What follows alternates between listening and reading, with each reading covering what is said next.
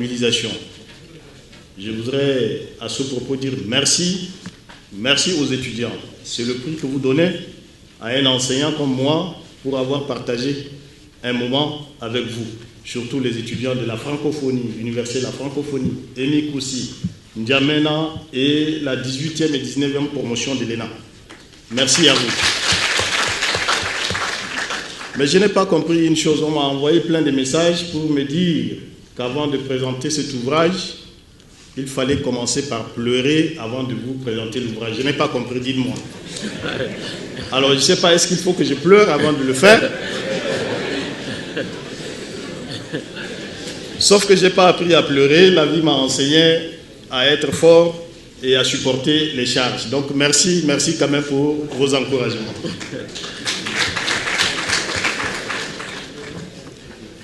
Donc, sans plus tarder, Serge Yabawambi, un ami de longue date, il a eu à faire une description sur ma modeste personne.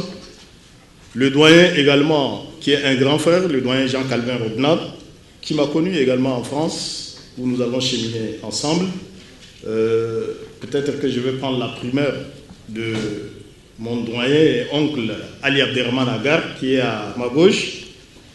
Je laisserai au public d'apprécier. Alors, je voudrais rentrer très rapidement, parce que le temps va nous faire défaut, par rapport à la motivation qui m'a guidé, en quelque sorte, à produire ce document. Elle est d'abord, cette motivation, elle est d'ordre académique, comme l'a relevé ici le doyen. Je suis inscrit dans 2 laboratoires en France où il faut mener des recherches. Et la phase postdoctorale, pour engranger des titres et des diplômes, au-delà du doctorat, il faut produire et scientifiquement. C'est une des raisons qui m'a amené à le faire. Parce que j'avais, après ma soutenance de doctorat en 2015, je me suis lancé déjà dans la production scientifique, encadré bien entendu par le doyen de la faculté de droit de Poitiers, qui est dans le monde universitaire mon marabout à moi. C'est mon maître, c'est celui qui me guide. J'ai un deuxième, c'est un Sénégalais, l'actuel ministre d'État, conseiller juridique de Macky Sall, qui m'a enseigné et qui chemine toujours avec moi pour encadrer mes travaux juridiques et scientifiques.